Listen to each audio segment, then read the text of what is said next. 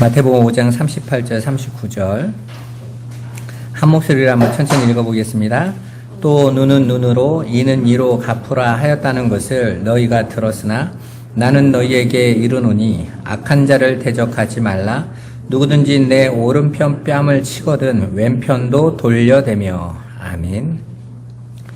이 시간 잠깐 기도하겠습니다. 살아계신 하나님 감사합니다. 아버지, 이 시간에 우리에게 하나님의 말씀을 온전히 알고 우리가 그 말씀 안에서 진리로 세워져 갈 수 있도록 아버지, 이 시간에 하나님께서 우리를 인도하여 주시고 역사하여 주옵소서. 예수 그리스도의 이름으로 기도드리옵나이다. 아멘.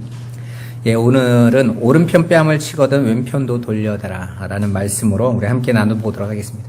여러분, 너무 자주 듣던 말씀이죠, 이거? 많은 사람들이 기독교 정신은 오른편 뺨을 맞으면 왼편도 돌려주는 것. 그래서 예수 믿는 사람들이 이렇게 욱하고 화를 내면, 야, 니네는 오른편 뺨을 맞으면 왼편도 돌려대라는 그런 말씀을 가지고 있으면서도 왜 그렇게 못 살아?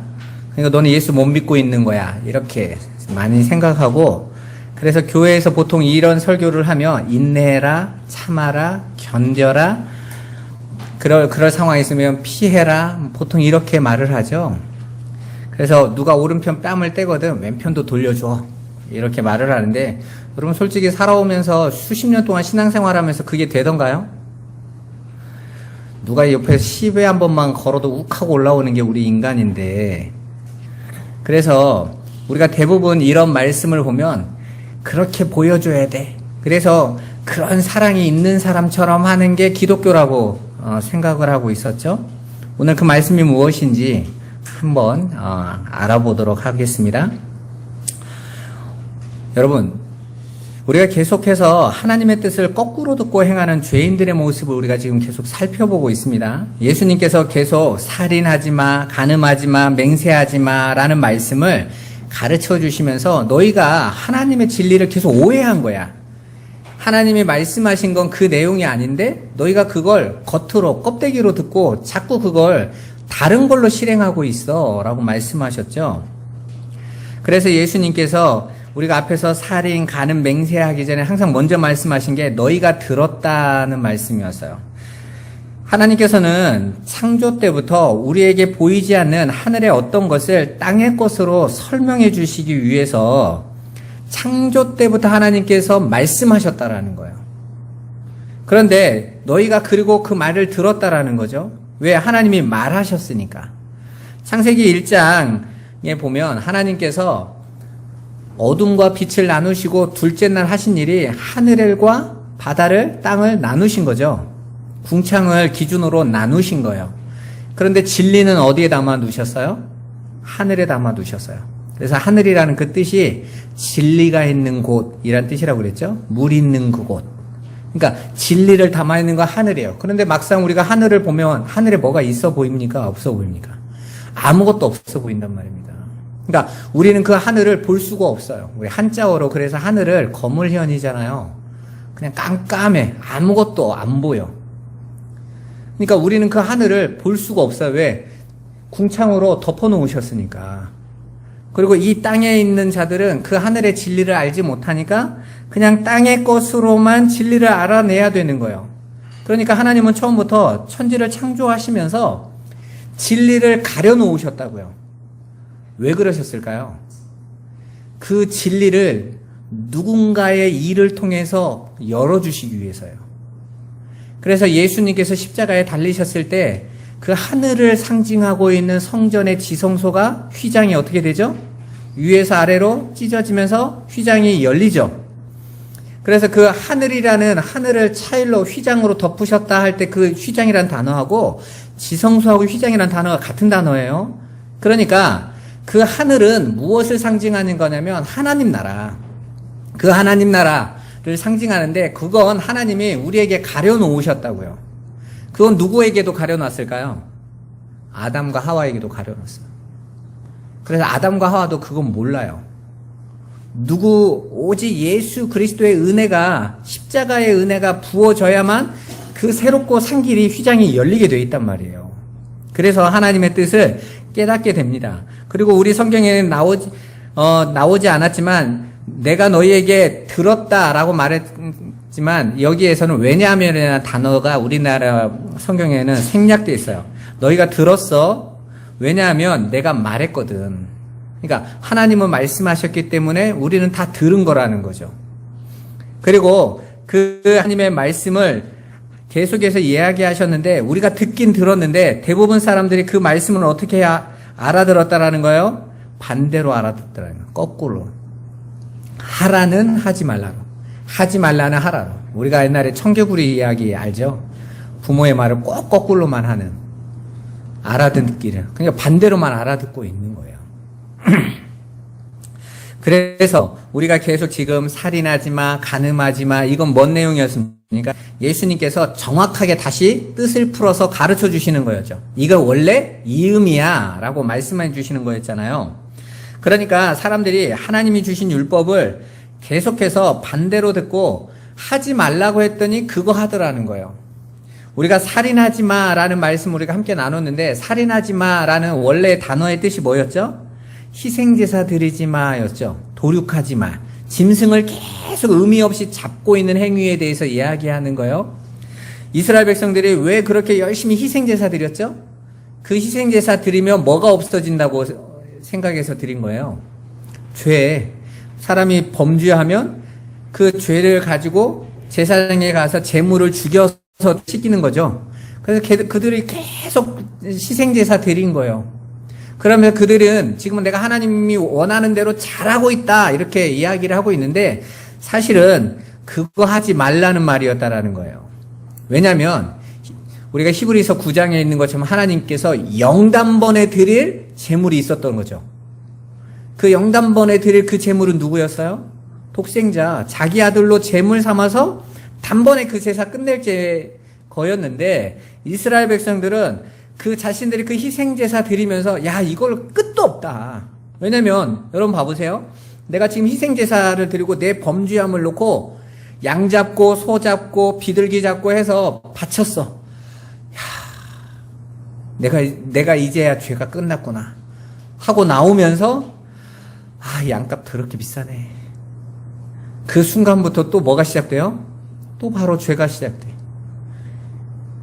조금만 눈치챈 인간들이라면 그걸 안단 말이에요. 루터가 그랬잖아요. 루터가 이탈리아 가면 베드로 성당이 있는데 그 성당에 올라가는 계단이요 엄청나게 높아요. 근데 천주교에서 뭐라고 말하냐면 그 무릎을 꿇고 그 계단을 하나씩 올라가서 한 번 올라가면 죄가 하나가 없어진다고 그런 거예요. 루터가 무릎을 꿇고 그걸 계속 올라갔어요. 죄 하나를 없애려고. 올라갔는데 올라가다 보니까 무릎이 아프겠어요? 안 아프겠어요? 겁나게 아프죠. 마지막에 탁 끝나면서 짜증나게 아파 하고 뭘 깨달았냐면 죄 하나 없앤다고 죄를 또 만드네 내가. 그러면서 야 이렇게 언제까지 해야 이 죄가 없어지는 거야? 이게 정말 하나님 뜻이 맞을까? 그러고 나서 신학자니까 성경을 보는데 오직 의인은 믿음으로 말미암아 살리라. 야 분명히 믿음으로 산다는데 왜 행위로 죄를 없애라고 하지? 이건 아니잖아. 그게 루터가 주장한 이신칭의의 종교개혁의 시발점이었어요. 계속 희생제사를 드리면서 이게 아니지. 우리가 시편 51편에 다윗도 똑같이 그러잖아요. 하나님이 번제와 제물을 받기를 원하시지 않는구나. 왜? 내가 하나님이 그걸 받는 걸로 끝나는 건 줄 알았으면 내가 벌써 다 드렸어. 나 왕인데 그걸 못하겠어요? 그런데 하나님이 정말 내게 원하셨던 건 상한 심령이었구나. 깨지고 완전히 박살나서 다시 주워 담을 수 없는 마음. 하나님, 나는 아무것도 아닌 죄인이군요. 하나님의 은혜가 아니면 내가 희생제사를 1000만 번 드려도 죄가 해결되는 게 아니죠. 하나님이 내게 부어주신 그 은혜, 그 상한 심령, 그렇게 깨지고 부서지라고 나에게 허락하신 거죠. 이 인생. 그거 깨달았단 말이에요. 그리고 40편에 어떻게 나옵니까? 10편 40편에 그 상한 심령이 구하고 있던 그 자리에 내가 왔나이다 하고 상한 심령으로 오신 분이 있잖아요. 그래서 히브리서 9장에 그 상한 심령으로 오신 분이 있는데 그분이 바로 예수 그리스도다 이렇게 말한단 말이에요. 그러니까 하나님이 말씀하신 것은 희생제사를 계속해서 드려가 아니라 네가 그 속에서 이걸로 안 되는 거 알고 이제는 하나님께서 영단번에 드릴 그 제물, 그 상한 심령으로 오실 그 메시아, 그 그리스도, 그 십자가 알고 그 앞에 서 그러면 살인하지 않게 되니까 그거 말씀하셨는데 그걸 못 알아들으면 어떻게 돼요? 나 계속 재물 잡으면서 나 하나님 뜻을 이루고 있다고 생각하는 거죠. 오늘날 기독교도 마찬가지입니다. 하나님의 진리인 그 십자가를 이해하지 못하면 예수는 그리스도 이러면서 떠들면서 다니고 있는 거예요. 자기가 지금 뭐 하고 있는지도 모르고 부적을 삼고 다가오고 있는 거죠. 그들이 여전히 살인하고 있는 거예요. 간음하지 말라라는 말씀도 같은 말이었죠. 여자 보면서 품고 이런 것만 하지 말라라는 것이 아니라 오히려 간음이라는 내용이 어디에 있었어요? 하나님의 말씀을 오해한 상태로 잘못 알아듣고 행하는 걸 성경은 간음이라고 한다고 그랬잖아요. 그래서 이스라엘 백성에게 호세아서를 통해서 이스라엘 백성이 하나님의 뜻을 행한다고 실천한다고 하면서 오히려 하나님의 뜻을 잘못 깨달아서 하고 있는 행위를 간음하는 내용. 그래서 고멜의 이야기가 담겨 있지 않았습니까? 그게 너희들이야 라고 말씀하시는 거죠. 그렇게 간음하지 말라라는 것은 하나님의 말씀 안에서 껍데기로 보고 자꾸 율법의 행위를 내놓는 것, 그리고 그것으로 너를 증명하는 그 삶, 나의 가치를 증명하려는 그 삶 살지 마라는 내용이었죠. 맹세하지 마, 거짓 증거하지 말라라는 내용은 뭐였습니까? 하나님의 말씀, 그 참된 진리를 전해야 되는데 그 인간은 생리적으로 하나님의 말씀을 껍데기로밖에 볼 수가 없어요. 그러니까 껍데기로 보면 그 말씀을 이해하지 못하고 항상 어떻게 받아들이냐면 자신의 선악의 눈에 보여지는 대로 해석을 해요. 그래서 전하면 그 말은 항상 거짓의 말이 될 수밖에 없다고요. 그래서 예수님이 그러잖아요. 내가 말을 안 줬는데, 그러니까 내가 진리를 줘야 되는데 진리도 안 줬는데 자기들이 진리라고 떠들고 있는 자들은 다 누구라고 그랬습니까? 도둑놈들, 강도들 그랬단 말이에요. 그 전까지 이스라엘의 율법사로, 교사로, 바리새인으로, 랍비로 이러면서 자신들이 열심히 하나님의 말씀을 전한다고 했는데 예수님이 그들을 다 뭐라고 말했다고요? 도적, 강도 이랬단 말이에요. 준 적이 없으니까. 그렇게 그 말을 전하는 것을 맹세, 하나님의 언약을 하나님이 친히 이루실 건데 하나님이 이루시는 언약을 자신들의 힘으로 이루겠다고 하는 것 자체가 거짓 맹세라고 그랬죠. 그래서 맹세하지 마 그러셨단 말이에요. 그렇다고 그것들이 다 나쁜 건 아니에요. 왜냐하면 사람은 당연히 그럴 수밖에 없어요. 태생적으로 그렇게 나올 수밖에 없는 거죠. 여러분, 쇠똥구리는 똥에다가 집을 지어요. 그걸 가지고 쇠똥구리를 계속 교육하면서 야, 똥은 더러운 거야. 거기다 집을 지으면 얼마나 더 더럽겠니? 그걸 파서 먹어? 너 인생이 그럼 똥 같은 인생이 되는 거야. 쇠똥구리의 삶. 야, 깨끗한 것만 먹어. 쇠똥구리가 예, 오늘부터 깨끗한 거 먹을게요 하고 가서 뭐 먹을 것 같으세요? 또 똥 먹겠죠. 그건 본성이라고요. 생리적으로 그걸 가지고 있을 수밖에 없어요. 인간도 마찬가지예요. 우리의 출발이 티끌이고 먼지란 말입니다. 그래서 운명적으로 우리는 절대로 하나님의 뜻을 전하고 만들어 갈 수 있는 자들이 아니라 하나님 앞에서 반대로밖에 갈 수 없는 자들인 거예요. 그래서 너희는 선한 데는 미련하고 악한 데는 지혜롭다. 악한 데는 빠르게 달려간다. 그게 티끌이요 먼지인 인간들의 본성인 거예요. 그런 우리들에게 예수 그리스도께서 그 십자가의 은혜를 부어주셔서 그 생명 부어주셔서 우리를 이제 하늘의 것으로 만들어내시겠다. 이게 하나님의 맹세의 내용이었잖아요. 그렇게 예수 그리스도로 말미암아 우리에게 그 진리를, 그 아버지의 뜻을 깨닫게 되면 내가 이루고 성취하는 것이 아니라 예수 그리스도의 생명으로 내가 온전히 이루어지는 거군요. 그거 알면 진리를 알았다고 하고 성경은 그걸 생명을 얻었다고 하는 거예요. 영접했습니까? 생명 얻었어요 오늘부터. 이게 아니라 진리를 온전히 알면 성경은 그걸 생명을 얻었다고 하고 그렇게 진리를 안 자들을 살았다라고 말을 하는 거예요.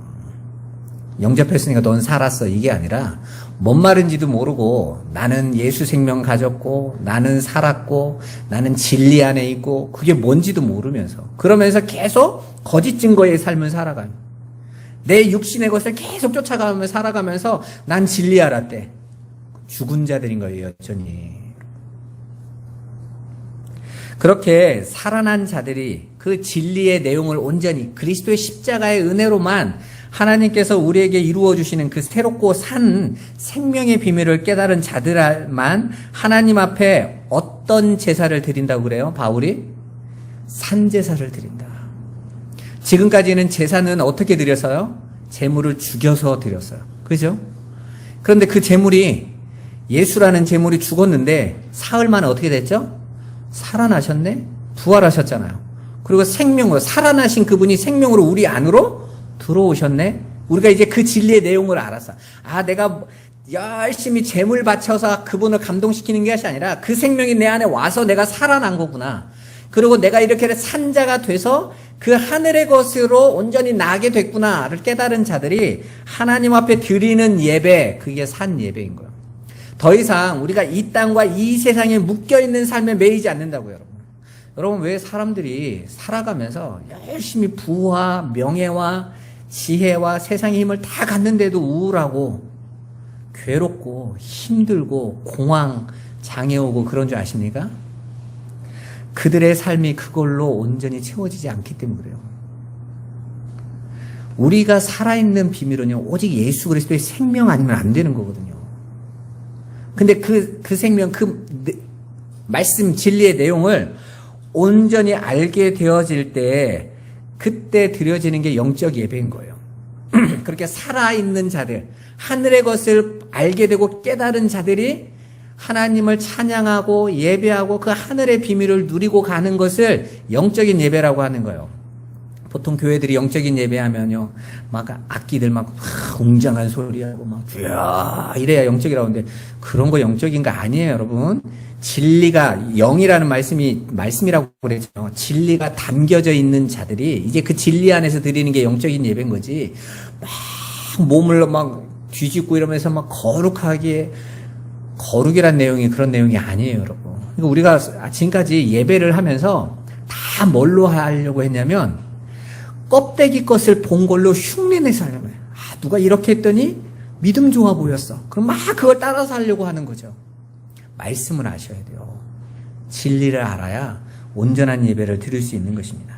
그렇게 진리를 알기 전에 우리가 힘써 드리던 그 희생제사를 살인이라고 바울이 죄라고 하지만 그런 걸 통해서 하나님께서 준비하신 참제사를 알게 되어지면 그게 바로 생명인 거예요. 그래서 오히려 우리가 선악과를 먹고 죽은 자가 돼서 생명나무의 길을 알게 되어지는 것이 구원의 방향이란 말이에요.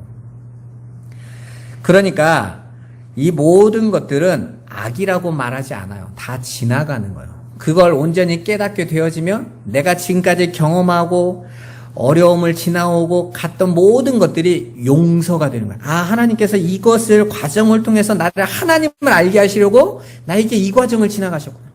여러분 뒤를 돌아보면 여러분 과거에 힘들었던 일이 너무 많죠. 고통스럽고 생각하기도 싫고 아직도 막 괴롭고 힘드는 거. 부모에게 받은 상처, 또 친구나 이웃과 환경이나 사람. 그래서 사람들은 그걸로요, 자기를 막 방어하기 위해서 성격이 만들어지거든요. 그리고 그렇게 만들어진 성격으로 세상에서요, 막 힘을 내서 살아갑니다. 그러니까 쉽게 말하면 악다구리를 가지고 살아가는 거죠. 근데 어느 날 진리를 알게 되니까, 아, 하나님이 저 길을 나에게 걷게 하신 것이 나에게 이 예수 생명 알게 하시려고 하는 거구나. 그 진리 알게 하려고 나에게 주신 길이었구나. 그럼 어떻게 돼요? 그 과거에 있는 일들이 옛날에는 그게 다 아픔인 거고 나쁜 거 싫은 거였는데 그게 다 이 과정을 걸어와서 나에게 주신 은혜의 과정이었으니까 아, 하나님 뜻 안에서 이루어진 거구나 하면 성경은 그걸 용서라고 한다고 그랬죠. 그래서 욥기가 그렇게 나오는 거예요. 욥이 자식 다 죽고 재산 다 날아가고 자신은 질병 안에서 완전히 고통받고 친구들은 그걸 가지고 조롱하고 네가 문제가 있다라고 자꾸 비난하고 이러는데 그 과정을 다 지나고 하나님 앞에 물어보죠. 왜 그러셨어요? 그랬더니 하나님 뭐라고 말합니까? 네가 내가 하늘에 별을 달 때 네가 봤니? 땅의 것들을 내가 지을 때 네가 봤어?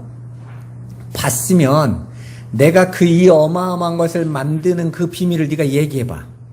모르지. 그 모든 것을 통해서 이 아름다운 것들을 만드는 데 있어서 내가 계획한 거야. 그럼 너를 하늘의 것으로 만드는 그 모든 과정도 다 누가 이루시는 거예요? 하나님이 이루시는 거예요. 그 안에 있었던 모든 나에게 일어났던 과정은 것들은 다 하늘의 것으로 만들기 위한 과정이었던 거예요. 예수 안으로 이끌어오긴 과정이었던 거예요. 그래서 내가 예수 만났잖아요. 그 십자가 은혜를 알게 됐잖아요. 아, 그랬던 거군요, 하나님. 그럼 내가 있었던 과거의 것들이 없었다면 여러분들이 지금 예수 앞으로 와 있겠어요? 올 수 없어요. 여러분이 그 십자가의 은혜를 깨달을 수 있어요? 알 수 없어요.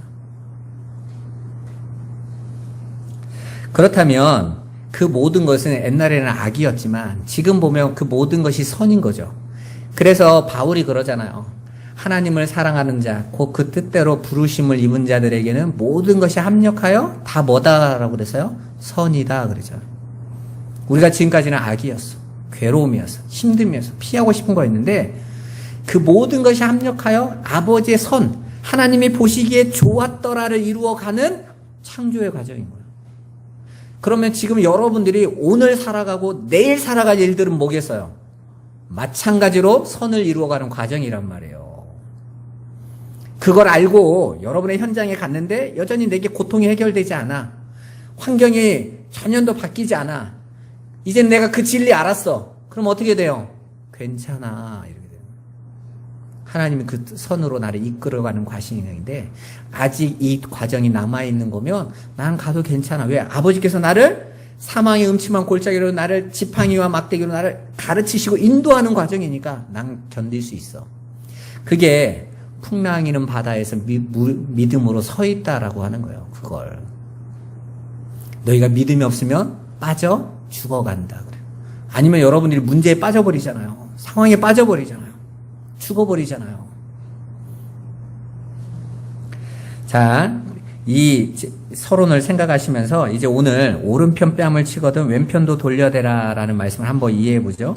이 말은 예수님이 눈은 눈으로 이는 이로 갚으라라는 말씀에 대한 이해에 대해서 출발을 해요. 레위기 24장 19절 20절 한번 보도록 하겠습니다. 사람이 만일 그의 이웃에게 상해를 입혔으면 그가 행한 대로 그에게 행할 것이니 상처에는 상처로 눈에는 눈으로 이에는 이로 갚을지라. 남에게 상해를 입힌 그대로 그에게 그렇게 할 것이며 같은 상처로 같은 상처를 줘라.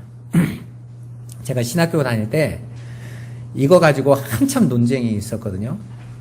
이게 하나님이 배포하신 말씀인데, 선포하신 말씀인데, 이미 모세에게 이 율법을 이걸 주어지기 이미 500년 전에 함무라비는 아브라함 시대 사람이거든요. 근데 그때 이미 함무라비 법전이라고 있잖아요. 역사의 책에 보면. 거기에 보면 법에 눈에는 눈, 이에는 이가 다 나와져 있거든요.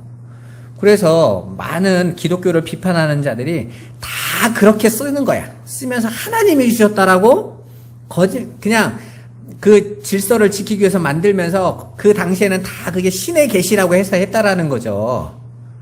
그러니까 기독교는 어떤 거예요? 없는 거라는 거예요. 하나님은 없다. 이렇게 설명하는 내용이었어요. 여러분 똑같이 보이죠? 근데 여기에서 해석을 잘 하셔야 돼요. 상처는 상처로 눈은 눈으로 이는 이로 갚으라고 말을 해요. 언뜻 보면 그냥 동해 보복법 같아요. 똑같이 보복해줘. 이 법 같습니다. 그런데 이 말씀은 19절의 말씀을 먼저 이해를 잘 해야 돼요. 19절의 말씀은 사람이 만일 그의 이웃에게 상해를 입혔으면 똑같이 해줘라 이거거든요. 그런데 19절의 원리로 상처의 상처로 눈에는 눈, 이에는 이로 갚으라는 거예요. 그러니까 19절의 원리가 뭔 말을 하고 있는지를 이해를 못하면 그냥 20절에 눈에는 눈, 이에는 이는 그냥 함무라비 법전인 거예요. 근데 19절의 원리를 잘 이해를 해야 이게 무슨 내용인지를 이해할 수 있어요. 자, 19절에서 나오는 이웃은 일반적 이웃이 아니에요. 옆집 사람이 아니에요. 동네 사람이. 여기에서 나오는 이웃이라는 단어는 진리의 말씀으로 교제하는 이웃이에요. 그래, 헬라어로 코이노니아라는 교제라는 뜻이죠. 그 성도의 교제와 할 때 교제가 밥 먹는 교제가 아니에요. 진리의 말씀을 나누는 교제예요. 그래서 서로 떡을 떼며 그랬잖아요. 그죠? 사도행전 2장 42절에 보면 서로 교제하고 서로 떡을 떼며 그러잖아요. 그 떡이 먹는 떡 얘기가 아니라 진리의 떡을 얘기하는 거예요. 그 얘기하는 그 교제. 그렇게 그 교제하는 이웃을 이야기하고 있는 거예요. 만약에 그런 이웃에게 그 진리를 서로 나누는 교제를 해야 될 이웃에게 상해를 입혔다라고 번역된 이 단어는 카탄움이라는 히브리어인데, 이 카탄움은 간단히 말하면, 카탄이라는 것은 만약에 너희가 뭔가를 넘겨준다라는 뜻이에요. 넘겨주다. 이렇게 우리에게 건네주는 거죠. 건네주었어. 그리고 um이라는 단어는 점, 흠, 얼룩, 더러움이라는 뜻이에요. 그러니까 상해가 뭐냐면 내 이웃에게, 진리를 교제하는 이웃에게 점이나 흠이나 더러움으로 넘겨주는 거예요. 우리가 지난주에도 살펴봤지만 점과 흠은 무엇을 상징하는 거였죠? 야곱이 흰 양을 가지고 자신의 부함을 이루어서 그 양떼를 뭘로 만들었어요? 점 있고 흠 있는 것들로 만들었잖아요. 근데 하나님이 받으시는 재물은 반드시 점과 흠이 있어야 돼요? 없어야 돼요? 없어야 돼요. 하나님은 점 없고 흠 없는 것만 받으신단 말이에요. 그런데 그 점과 흠은 그렇게 하나님이 절대 안 받으시는 건데, 하나님의 말씀을 점과 흠으로 덮어서 넘겨주면 어떻게 되겠어요? 이 사람이 그걸 받으면 함께 망하는 거예요. 그죠? 그걸 상해라고 한단 말이에요. 하나님의 진리의 말씀을 점과 흠으로 얼룩져서 전해주는 거. 그게 헌맹세였잖아요. 그게 거짓 증거였고, 그렇게 던져주면 오늘 20절에 너 그렇게 던져주는 자가 있으면 나도 네가 그렇게 던져준 대로 그 말대로 너에게 똑같이 보복해 줄 거야 라는 거예요. 계시록에 보면 너희가 성경이 말하고 있는 이 말에다 뭔가를 더해서 주면 어떻게 하신다고 그랬죠? 기록된 이 성경의 말 외의 것을 더해서 주면 내가 성경에 있는 모든 저주를 그에게 더할 것이요. 내가 전한 그 진리의 말을 뺏어 주면 그를 하늘의 생명책에서 그 이름을 빼버리겠다 이러시죠. 이게 동해보복법 얘기인 거예요. 그러니까 진리를 줘야 되는데 진리의 것에다가, 왜 진리를 줘야 되는 이웃이니까. 그런데 그 이웃에게 점과 흠을 잔뜩 묻혀서 세상과 하나님이 원하지 않는 거짓의 말을 잔뜩 붙여서 거짓말을 붙여서 넘겨주고, 이게 하나님의 뜻이야, 이게 하나님이 원하시는 거야, 이런 자들에게 어떻게 하신다라는 거예요? 너 그렇게 똑같이 심판할 거야. 너 이건 심판의 말인 거예요. 눈을 뺐으면 그 눈도 빼버리고 이런 얘기가 아니고, 눈은 눈으로 이는 이처럼 너도 똑같이 그 상황 만들 거야. 네가 그렇게 더러움을 넘겨줘 버리면 너로 그렇게 심판해 버릴 거야 라는 말씀인 거예요.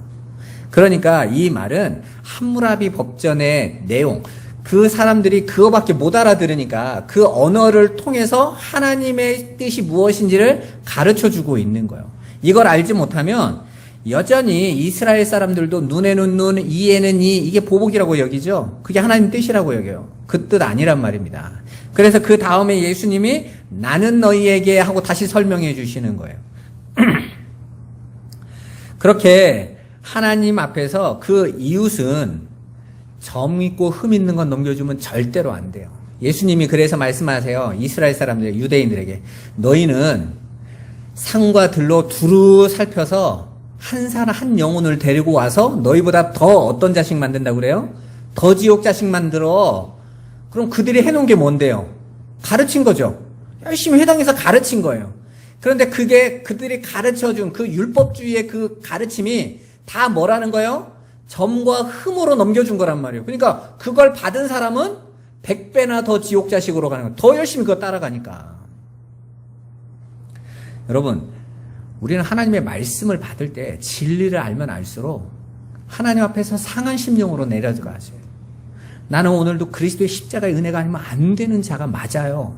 그걸 깨닫고 알아가야 되는데 어떤 곳은 말씀을 전하면서 할 수 있어. 우리가 하나님한테 이루어드려.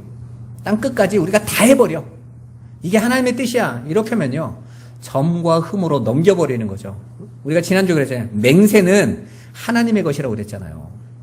창세 전부터 하나님이 계획하신 작정하신 그 뜻이 맹세인데 그건 누가 이루신다고 하셨다고요? 내가 이룰 거야, 내가. 그래야 그 언약을 굳게 세워서 봐. 내가 이 일을 어떻게 이루는지 봐. 그걸 통해서 너희가 내가 누군지 알아라. 하나님임을 알아라. 그래서 성경이 계속 말하는 이사야에서 너희는 하나님이 하나님됨을 알아라. 그게 하나님이 이 천지를 창조하신 목적이잖아요. 그분의 영광을 나타내시기 위해서. 그런데 인간이 그 앞에서 자신이 껴들어가지고 자기 영광을 나타내는 삶을 살아버리면 하나님 내가 해드릴게요 이러면 어떻게 되는 거예요? 안 된단 말입니다. 다윗이 압살롬에게 쫓겨서 버선발로 쫓겨서 도망가고 있을 때 시므온이라는 사람이 다윗에게 돌 던지면서 베냐민 지파 이 영감님이 와가지고 비루한 놈 남의 왕자리 뺐더니 잘됐다 끝난 줄 알고 막 저주를 퍼붓고 왔더니 옆에 있던 장군이 그러잖아요. 저 미친 개만도 못한 게 내가 가서 그냥 저 한 방에 찍어 죽일게요. 그랬더니 다윗이 뭐라고 말합니까? 놔둬라. 하나님께서 그 일을 하시는데 네가 나하고 뭔 상관이 있다고 그래. 하나님이 그 언약을 이루시기 위해서 내가 내 아들에게까지 쫓겨나게 하시고 저기서 떠들게 하시는데 이 일을 하나님이 하시니 오히려 그걸 통해서 하나님이 나를 더 불쌍히 여겨주시고 긍휼히 여겨주시기를 나는 원한다. 묵묵히 받아들이는 거야. 왜? 맹세를 하나님이 반드시 이루실 것을 다윗은 알고 있는 것이죠. 그렇게 상한 심령의 자리로 끌려 내려가서 아버지 나는 주님만이 내 소망이에요. 다른 건 아무것도 없어요. 그 자리로 하나님 내려가게 하시고 그리고 그 생명으로 언약의 기둥을 온전히 서서 성전이 되어지는 거죠. 그래서 맹세라는 그 지혜가 성전을 짓는다라고 잠언서 9장 1절에 나왔잖아요. 지혜가 성전. 집을 짓는데 그 집이란 단어가 성전이란 단어라고 그랬잖아요. 근데 성전을 짓는데 어떻게 짓는다고 그랬어요? 7 기둥을 세운다고 그랬죠. 7. 맹세라는 뜻이라고 그랬잖아요. 그 7이라는 거. 그 맹세, 언약의 기둥을 딱 세워서 집을 지어요. 옛날에는 큰 사원이나 이런 거 지을 때 여러분, 그리스나 이런 데 가면 요즘 뭐 무슨 신전하면 뭐만 남아있죠? 지붕 날아가고 기둥만 잔뜩 남아있잖아요. 옛날에는 그렇게 지었단 말이에요. 기둥을 쭉쭉쭉쭉 세워가지고 올리는 거예요. 하나님께서 내가 너희에게 그 언약의 기둥을 온전히 새겨 놓을 거야. 그랬는데 그 언약이 새기려고 하시는 그 인간이 그 새겨지는 언약에는 관심 없고 내가 해드릴게요 하면 어떻게 되는 거예요? 그게 간음이 된다니까. 그리고 네가 그렇게 살아라 그러면 그게 거짓 증거, 도둑질이 되는 거예요. 그러면 어떻게 하겠다고요? 네가 그렇게 해놓은 대로 눈에는 눈이 되도록 이에는 이가 되도록 너를 그렇게 만들어 버릴 거야. 심판하겠다라는 거예요. 여기에서 점은 뭐고 흠은 뭐겠어요? 점은요, 날 때부터 가지고 나는 거예요. 생리적으로. 그래서 흠이라는 것은 그 점에 의해서 나오는 생체기들인 거예요. 만들어질 수밖에 없는 거. 그래서 에베소서 2장에도 우리를 죄와 허물로 죽었다 그러잖아요. 죄라는 것은 근원적인 거예요. 이건 모든 인간이, 피 끓인 인간이 생리적으로 가지고 있는 거예요. 그리고 그들이 만들어낼 수밖에 없는 게 흠인 거예요. 허물인 거거든요. 그런데 그건 우리에게는 어쩔 수 없어요. 그거밖에 할 수 있는 존재가 안 돼요, 우리는. 그래서 하나님께서 어떻게 하십니까? 점도 없고 흠도 없는 어린 양, 예수로 우리를 살려내셔야만 되는 거예요. 그게 하나님이 창세전에 이미 작정하신 계획이란 말이에요. 다른 방법이 없단 말입니다. 그런데 선악과를 따먹은 인간들은 내가 선을 내놓을 수 있어야 하고 끊임없이 뭘 만들고 있는 거예요? 나뭇잎으로, 무화과 나뭇잎으로 옷을 해 입는 거예요. 여러분 말씀드렸죠? 왜 하나님이 무화과를 저주했다고 그래서요? 씨가 없는 거예요. 생명이 없이 열매인 척 하는 거예요. 하나님은 생명을 담고 씨를 담은 것들만 열매로 받으시는데 무화과는 씨가 없어요. 그래서 수술이 열매처럼 만들어지는 게 무화과거든요. 가짜 열매인 거죠. 그런데 그렇게 인간들이 선악과를 따먹고 끊임없이 무화과로 옷을 만들어요. 다음 주에 이제 속옷과 겉옷 얘기해서 말하겠지만, 성경에서 이 옷은 항상 진리를 상징하는데, 그 무화과는요, 거짓의 옷을 만드는 거예요, 그걸로. 그리고 자신들끼리 거기다 뭐라고 말해요? 선하다, 이렇게 말했다라는 거예요. 그것들을 하나님 다 뭐라고 하세요? 흠이고 악이다, 이렇게 말씀하시는 것입니다. 그래서 하나님은 인간들이 내어놓는 모든 것을 거들떠도 보지 않으시는 거예요. 왜? 나는 내 씨로 열매를 만들 거기 때문에 그런 거죠. 따라서 레위기 24장 19절은 같은 동해 보복, 같은 상의 원칙으로 보복하는 원리가 아니라 하나님의 심판에 관한 언급인 거예요. 깨끗한 것이 아닌 점과 흠을 가진 자, 그리고 그것을 이웃들에게 그 점과 흠, 더러움으로 넘겨주는 자들은 하나님께서 어떻게 취급하실지를 가르쳐주는 내용이란 말입니다. 내가 이렇게 취급할 거야, 그들도 똑같이, 라는 내용인 거예요. 당연히 구약에서는 이 말을 알아들을 수 있겠어요, 없겠어요? 알아들을 수 없어요. 여러분 봐보세요. 제자들이 예수님과 공생애 동안에 예수님이 가르쳐주신 그 말을 예수님이 가르칠 때 깨닫습니까? 못 깨닫습니까? 못 깨달아요.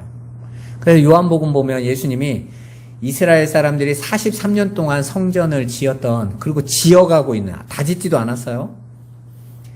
그걸 보면서 헐어라, 내가 사흘 만에 다시 세울 거야. 그랬더니 유대인들이 특달같이 달라들어가지고, 야, 이게 43년 동안 이 벽돌 나는 게 얼만데, 이 돌 쪽에서 온 게 얼만데, 네가 이걸 사흘 만에 어떻게 지어? 그랬단 말이에요. 제자들도 고민했겠죠. 야, 저걸? 예수님이 무리도 걷고 병든 자도 고치지만 저게 사흘 만에? 이랬단 말이에요. 그런데 나중에 그들이 성령을 받은 다음에 진리가 그 영으로 그들 안에 들어오고 나서 그들이 그제서야 그 말의 뜻이 뭔 말인지 알았죠. 아, 성전된 예수 자신을 가리키신 거구나. 이걸로 알아들었잖아요. 그러니까 그 전까지는 계속 거꾸로 못 알아듣고 있다라는 거예요. 그러니까 구약에서 하나님 주신 말씀을 이스라엘이 다 같이 못 알아들은 거예요. 그러면 하나님의 백성들은 어떻게 그들을 알아들었어요? 그들을 성령이 가르치셔서. 그래서 그 구약에서도 여호와의 신이 내게 임하여 말씀하고 계시는 거예요. 가르쳐줘서 알게 하는 거죠. 그렇게 하나님께서 그 말을, 그 진리도 받지 않은 자, 진리의 영이 오지도 않은 자들이 자기들끼리 겉으로 해석하고 그걸 실행하여 버리는 자들을 어떻게 취급해야 하실 것인지에 대한 내용이 눈에는 눈, 이에는 이 라는 내용인 거예요. 여러분, 사실 성경에서 눈이라는 단어는요, 말씀이라는 의미가 같이 있어요. 우리가 계시록을 한번 보잖아요. 성령을 가리킬 때 7눈, 7영이었잖아요. 7번 말하다.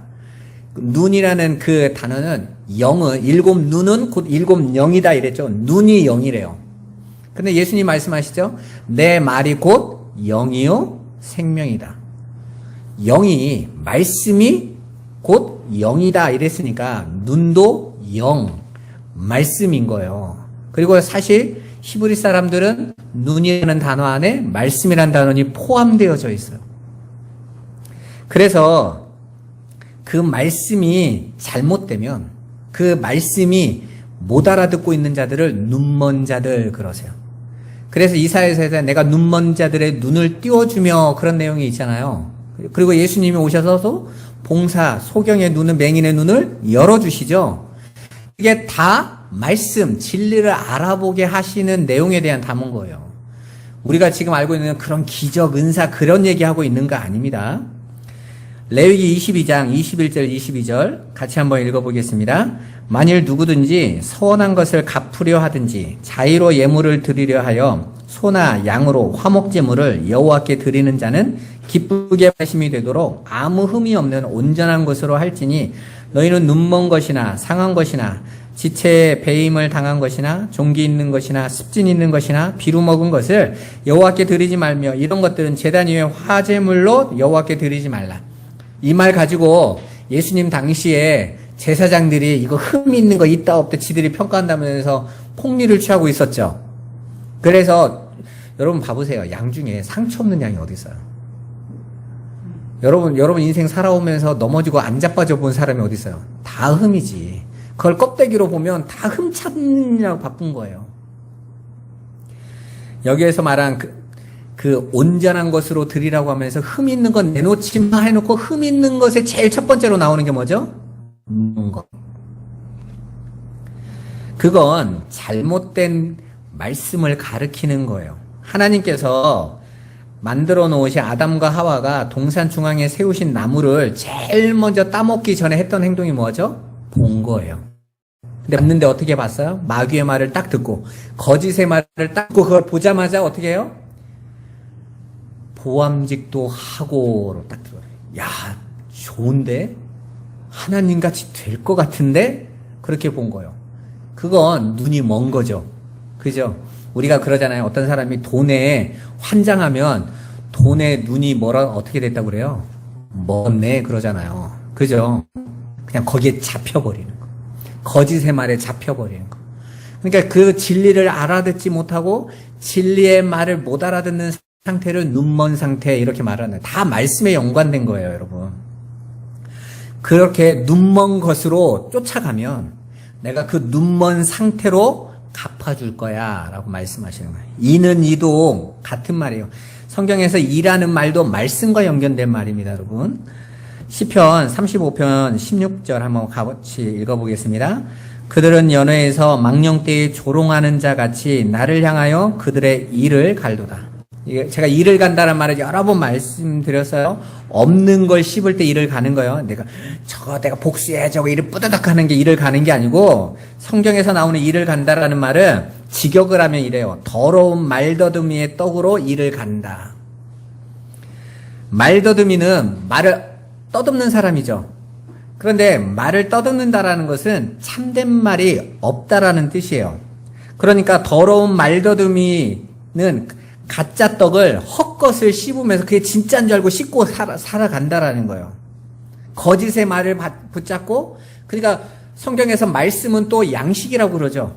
내 말이 양식이야. 그래서 너희가 내 말을 들어 그러시잖아요. 그런데 그 양식인 그 말이 거짓의 말을 갖고 있으면 더러운 말더듬이의 떡이 되는 거예요. 그걸 씹으면 나는 그걸 먹고 야 배불러. 야 나는 잘 됐어. 말씀대로 살았더니 이렇게 돼. 라고 말하지만 그들은 실은 어떤 떡을 씹고 있는 거예요? 떡이 아닌 걸 씹고 있는 거죠. 그 예가 어디에서 나옵니까? 계시록 3장의 라오디게아 교회에 대해서 예수님이 아주 강력하게 얘기하시잖아요. 그들이 자신들의 지금 삶의 성공과 부함과 교회의 성장과 이런 걸 가지고 칭찬을 들으면서 우리는 부자다 그랬다 얘기했잖아요. 근데 예수님께서 그들을 향해서 뭐라고 말합니까? 너희 그 눈이 거짓의 눈이니까 거기다가 안약 넣어. 진리의 약을 넣어서 너희 눈 열어봐. 그러면 너희가 얼마나 거짓 것을 먹고 이를 갈고 있고 헛것을 먹고 있고 얼마나 헐벗고 굶주린 자인지 알게 될 거야 라고 그러시잖아요, 여러분. 그게 헛된 것을 쫓아가고 있는 거예요. 오늘날 기독교가 딱 이 자리로 가고 있지 않습니까? 여러분, 성공이 왜 축복이에요, 여러분? 그리스도를 아는 게 축복이지. 그리스도를 온전히 알잖아요. 세상의 것에서 성공했던 실패했던지 그게 진짜 복이 되는 거예요. 그런데 그리스도를 모르는데 그 세상에 나타나는 어떤 결과나 이런 걸로 나는 복 받았어. 그게 라오디게아예요, 여러분. 그들이 자신의 벌거벗음을 봐야 되는 거예요. 만약에 그거 안 하면 어떻게 된다는 거죠? 눈은 눈으로, 이는 이로 심판하시겠다는 거죠. 너희가 보고 쫓아간 대로 너희를 그렇게 만들 거야. 너희가 그러니까 거짓 것을 먹고 그걸로 배부르고 갔어? 너희 그대로 심판할 거야. 라는 심판의 내용인 겁니다. 그런데 이제 그 내용을 보면서 이제 38절은 마태복음 5장 38절을 해석했죠? 이제 39절 보겠습니다. 나는 너희에게 이르노니. 이제 그런데 너희가 그렇잖아. 근데 나는 너희에게 말할게. 악한 자를 대적하지 말라. 이거 말라라는 말은 명령어가 아니에요. 나는 악한 자를 대적하지 않을 거야 라는 뜻이에요. 여기서 악한 자라고 쓰여진 이 단어가 도둑질하고 남을 죽이는 그런 우리가 볼 때 사회적인 악한 자에 대한 내용이 아닙니다, 여러분. 여기에서 이 단어는 율법에 묶여서 그 율법의 수고와 율법의 것으로 괴로워하고 콩받는 자라는 뜻이에요. 그러니까 이런 거죠. 예수님 앞에서 누가 악한 자들이었어요? 바리새인들이 악한 자들이었잖아요, 여러분. 그죠? 사두개인들, 이들이 다 예수님에게 뭐 했던 자들이에요? 대적하던 자들, 예수님을 십자가에 못 박아라, 못 박아라, 못 박아라 했던 자들이 다 누구였어요? 유대인들이잖아요. 그들이 왜 예수를 못 박았죠? 율법 어겼다고. 그죠? 자기가 하나님과 똑같은 자라고 말했다고. 그게 신성모독죄였죠. 그러니까 지금 유대인들이 어디에 묶여져 있는 거예요? 율법이라는 말에 묶여서, 거짓의 말에 묶여서 그걸 열심히 지켜야 그들은 구원받는다고 여기고 있었던 거죠. 여러분도 그러지 않으세요? 전도해야 되고, 예배해야 되고, 헌금해야 되고. 우리가 신앙생활이라고 하면 신앙의 틀이라는 게 있어요, 틀. 그래서 그걸 억지로 따라가. 그걸로 누가 더 열심히 하냐로 평가를 해. 그럼 교회는 됩니다, 여러분. 그렇게 하면. 세상이 보는 교회는 얼마든지 그렇게 하면 잘 돼요. 성공해요. 제가 옛날에 기도원에 갔는데 순복음파 목사님이 유명한 분이에요. 저 강남교회 성도가 한 2만 명 되는 건데 거기 기도원이 강남금식 기도원인데 제가 여러 번 말씀드렸잖아요. 딱 오더니 마지막 날 10,000원짜리를 탁 내시면 하나님은 10,000원짜리 하나님이 아니세요. 여러분이 받은 은혜를 마음껏 다 쏟아야 하나님이 축복하시나. 그릇도 커야 응답하시지. 입을 쫙 찢어야 확 넣지. 그래서 저하고 제 친구가 그날 금식하면서 있었던 돈 다 내려고 했다가 별로 안 받으신대 하고 넣어놨어요. 말이 안 되는 말이니까. 그런데 그게 80년대 90년대 한국교회 부흥회 가면서 반지 팔고 막 다 내서 교회들이 올라온 거잖아요. 그게 그대로 묶여서 거기에 지쳐서 예수 믿는 왜 이렇게 힘들어. 이렇게 안 하면 안 된다니까.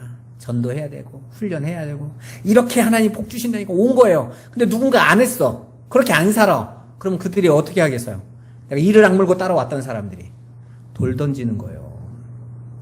안식일을 지키려고 안식일에 없으면 굶어가면서 버텼는데 어떤 한 30대쯤 되면 젊은 놈이 와가지고 안식일날 이상 먹고 있고 야 나 안식일 주인이야 이러면 어떻게 하겠어요? 그 사람을 보면 죽여버리고 싶지. 그래서 예수 앞에 그들이 다 어떤 모습으로 나옵니까? 대적의 모습으로, 악한 자의 모습으로 나왔잖아요. 그런데 예수님이 뭐라고 말씀하시는 거예요? 그들이 그렇게 나오면 눈에는 눈으로, 이에는 이로 갚으라고 하나님 말씀하셔서 이건 명령이에요. 그대로 해야 돼요. 그런데 나는 그 원수를 그렇게 갚지 않을 거야. 왜? 그들은 그렇게밖에 할 수 없는 존재들이니까. 그리고 나서 어떡합니까? 오른뺨을 치거든. 왼편이라는 단어가 없어요. 원래 그 헬라어 단어에는 다른 것으로 돌려주다라는 뜻이에요. 왼편 뺨을 대다 말은 하나도 없습니다. 다른 것이라는 말이 다른 게 뭘까가 이해가 안 되니까 왼편이겠지. 이래서 왼쪽 뺨을 돌려대라고 했는데 그런 말 전혀 없습니다, 여러분. 다른 것으로 준다는. 그런데 성경에서 옳은이라는 이 단어는 right예요. 올바르다, 바르다, 진리다 이런 뜻이거든요. 그러면 이 땅에 오른 뺨으로 맞으신 분이 누구세요? 여러분은 오른쪽 뺨 얘기하는 거 아니에요? 여러분 오른쪽 뺨을 보통 먼저 때리겠어요? 왼쪽 뺨이 먼저 맞아야 돼요? 오른손잡이들인데 옛날에는 사람이 확 휘두르면 열받아 휘두르면 어디 뺨이 먼저 맞아야 돼요? 왼쪽 뺨이 먼저 맞아야 되잖아요. 이게 맞아야 되니까 왼쪽이잖아요. 근데 오른 뺨에 맞았다는 건 어떻게 때렸다는 거죠? 이렇게 때려야 되는 거잖아요. 그 당시에는 이렇게 때리는 건 수치의 상징이에요. 경멸과 조롱의 상징이거든요. 그러면 이 땅에 와서 수치와 경멸과 조롱과 비웃음을 당하신 분이 누구세요? 십자가에서 예수님이 당하신 거잖아요. 야, 너 하나님 아들이라며 내려와봐 믿어줄게. 야, 오병이어의 기적을 일으키고 물을 걸은 자여 내려와봐 하면서 비웃고 조롱하고 침뱉고. 누가 그랬어요? 유대인들이요. 오른편 진리로 오신 오른쪽의 아들. 그래서 하나님 보좌 우편에 앉아 계신 그분이 옳다라는 뜻이거든요. 그분이 오셨는데 그 땅에서 오른뺨을 맞듯이 그분이 조롱과 비난과 채찍을 당해서 맞으셨어요. 그리고 그 예수님, 내가 오른뺨으로 맞았어. 그런데 내가 너희에게 똑같이 오른뺨 안 때리고 그게 법이야. 하나님 그렇게 하시겠다고 했는데 나는 너희에게 다른 걸로 줄 거야. 어떻게 해요? 그분이 십자가에 죽으셨더니 어떤 일이 일어났어요? 저와 여러분이 나음을 입었도다. 그게 바로 이사야 53장의 성취잖아요. 그가 채찍에 맞으시고 찔리시고 상하시고 징계를 받으시고 죽임을 당하셨는데 우리는 다 뭐라고 하냐면 그가 하나님 앞에 징계를 받아서 형벌받아서 그렇게 당한다라고 여겼는데 그게 아니라 그렇게 오른뺨을 때리는 것이 당연하다고 여겼는데 그분이 우리에게 다른 걸로 돌려주세요. 우리가 나음을 입었다. 생명을 얻는 거예요. 생명을 얻는 거예요. 내가 그렇게 할 거야. 그러니까 여러분들이 현장에 가가지고 오른뺨 맞아도 왼뺨 돌려대고 이런 얘기 하지 마시고 이들이 몰라서 이렇구나. 힘의 원리 속에서 살아가니까 갑질하면서 이번 주에 한참 이슈가 됐던 게 새우튀김 하나 가지고 뇌출혈로 죽은 식당 사장님 얘기 아니었습니까? 갑질. 우리나라 사람들이 제일 좋아하는 거 갑질. 내가 의리라고 여기면 바로 찌그러지면서 식당 같은 데 가서 내가 갑이라고 생각하면 막 죽일 듯이 막 끝까지 휘두르는 그 칼날. 거기에 다 매맞고 상처받고 그게 힘의 원리 속에 살아가는 자들 아닙니까? 그래서 여러분들이 가는 길에 여러분들이 그렇게 오른뺨으로 맞으실 일들이 많잖아요. 그때 여러분들이 내가 힘을 길러서 저 왼뺨을 쳐버려야지. 이게 아니라 다른 걸 주는 거죠. 그렇게 사는 거 아니야. 그 힘의 원리로 사는 거 아니야. 그래서 힘 길러서 남을 개미처럼 밟아가면서 거기에 환희 느끼는 게 우리 인생이 아니야.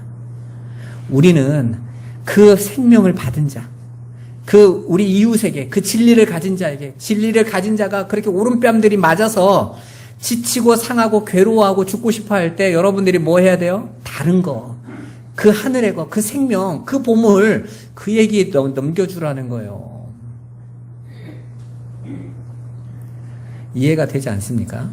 그렇게 먼저 오른뺨이 되셔서 맞으시고 우리에게 생명을 주신 그 주님이 저와 여러분에게 생명을 나눠주셨단 말이에요. 그 사랑 주셨어요. 그 예수, 그 사랑 전해주는 거예요. 그게 다른 걸로 주는 것입니다.